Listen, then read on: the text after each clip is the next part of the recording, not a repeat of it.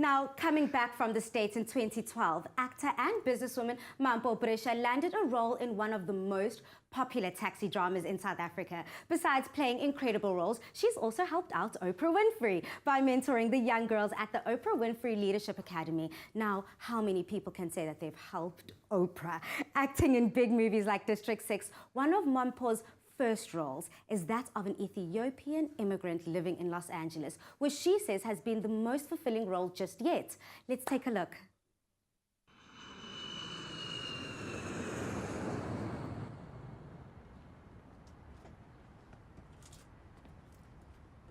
I told you I couldn't stay late today. Sorry.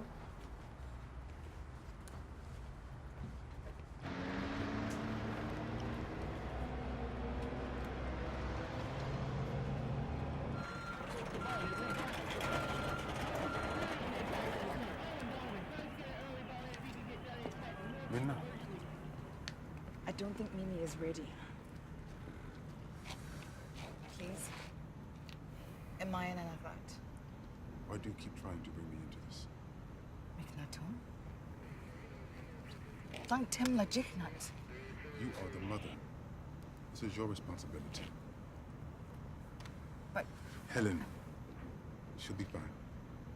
You are fine. I'll catch you in the morning.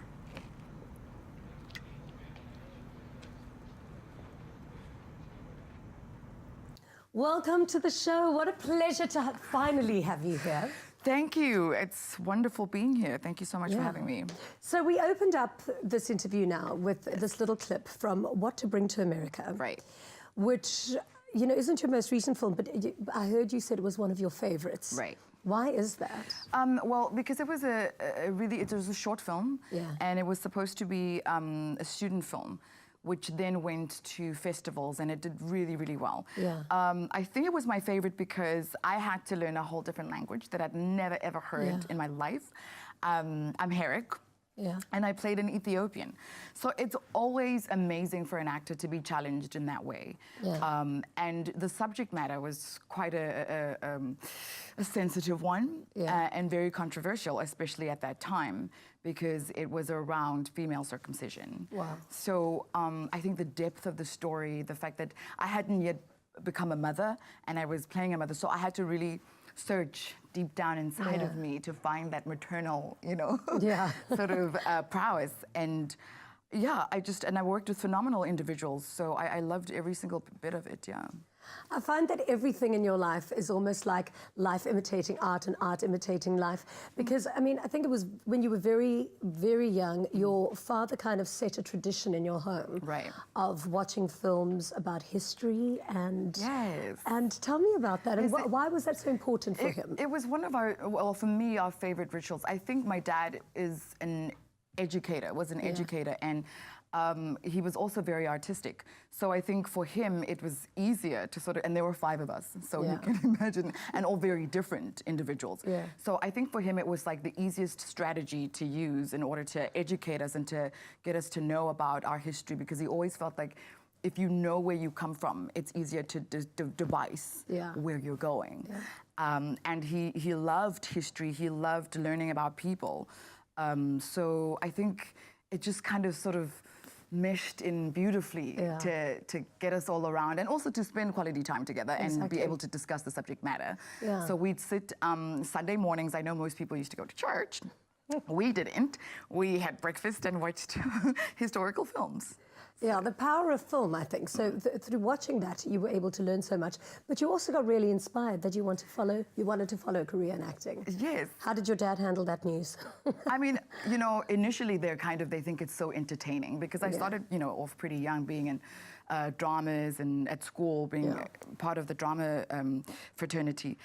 And they found it entertaining, and they motivate you and they support you until it's time to go to university and they have to really pay for it. And they're like, can you be someone that is respectable? Did you not do that?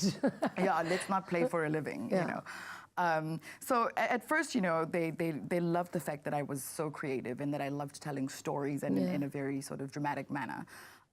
So my parents really put a lot into me from an early from my early childhood days.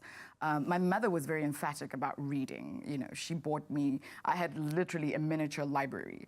And all she wanted me to do was to read. Aren't you so pleased now that she did that? I certainly am. What a certainly gift. am, yeah. What a gift.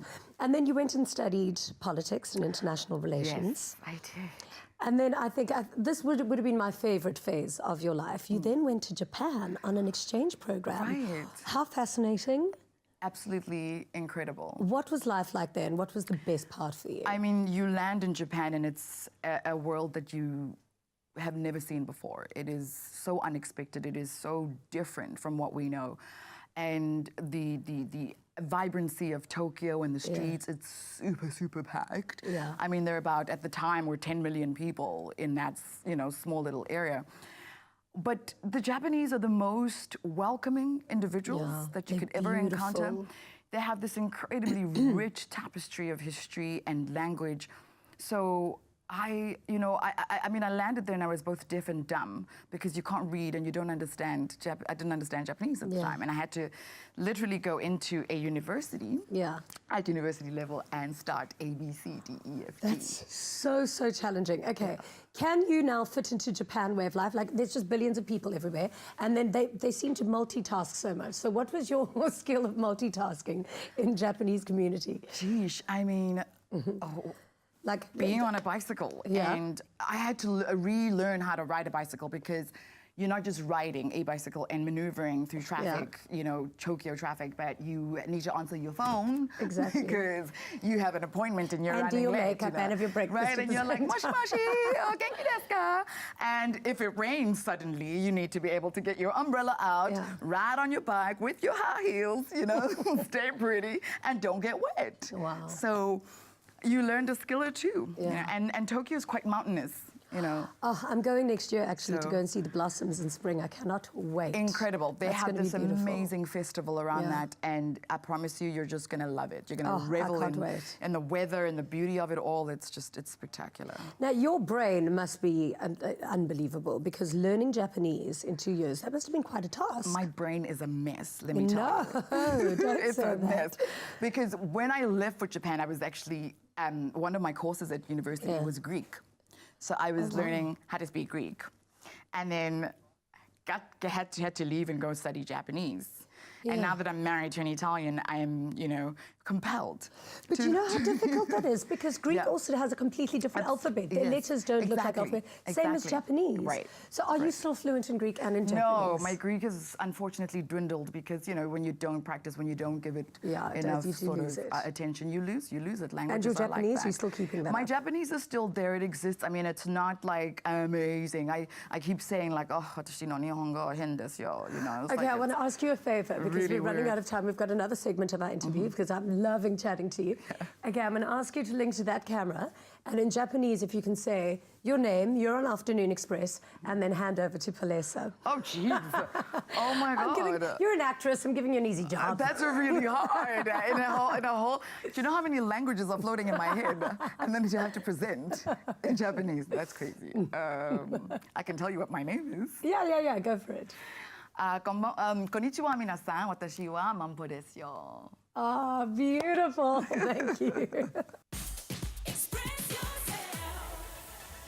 Welcome back to Afternoon Express, and of course we are back on the couch with the glorious Mampho Brescia. I love that. No, you are so fabulous. So we've got a mutual bestie, Yes. Terry Petto. Yes. Isn't she just the most incredible woman? Oh my goodness, don't get me started. Yeah, she's I could amazing. go on for forever. I love her. How did you guys meet? On set, actually, of Jacob's Cross. Yeah. And it was literally just love at first sight. Yeah. We just started chatting and we were talking about both wanting to be Bond girls. And it was like, that's it. I love you forever. And the rest is history. And the friendship has blossomed into something that is so beautiful, so enriching. Because, I mean, you guys moved to America together with your husband. No, my husband actually commuted. He's Really? Yeah, it was pretty intense. I remember her saying that she wouldn't have survived it so much if it wasn't for you guys, and for you especially, because of the support that she got when she was there. No, vice versa. Yeah. Yeah. What was it like living in LA? So much fun, so much fun. I mean, imagine just living with your bestie and going out to auditions, and you get to, you know, train together. We get to cry together. I mean, it was pretty hectic. I mean, America is a completely different ball game, you know, and you know, just trying to acclimate to living in Los Angeles. It's huge. Driving on the highway, just for starters, you know. And I had a fear of highways leaving South Africa, and then I had to get there, and it's like 6 lanes of crazy driving, and it's on the other side of the road.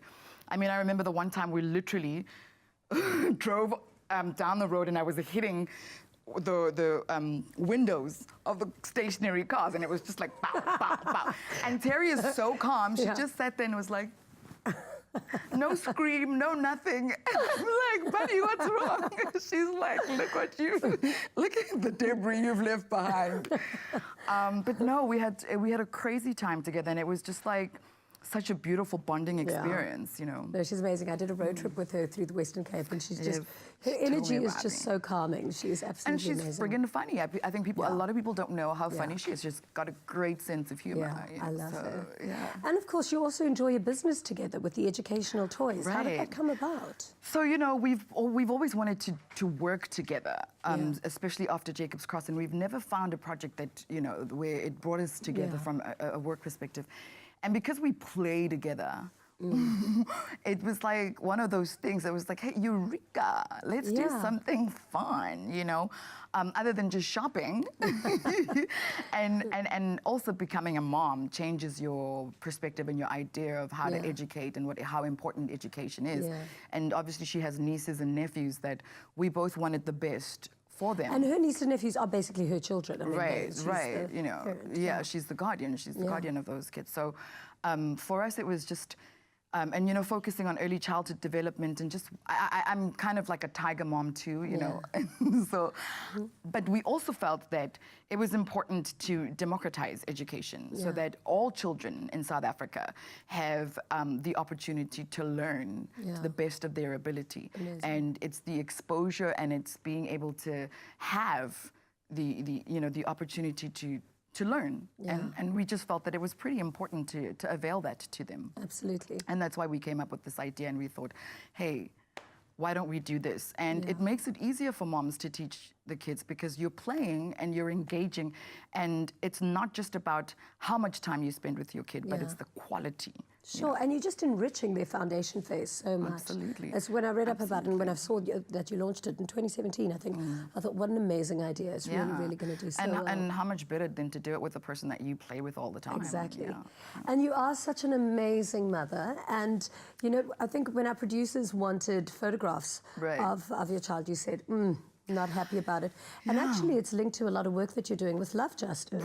Tell us exactly what is Love Justice and why it was important for you to put it together. So Love Justice is an NGO, and they do incredible work, phenomenal work.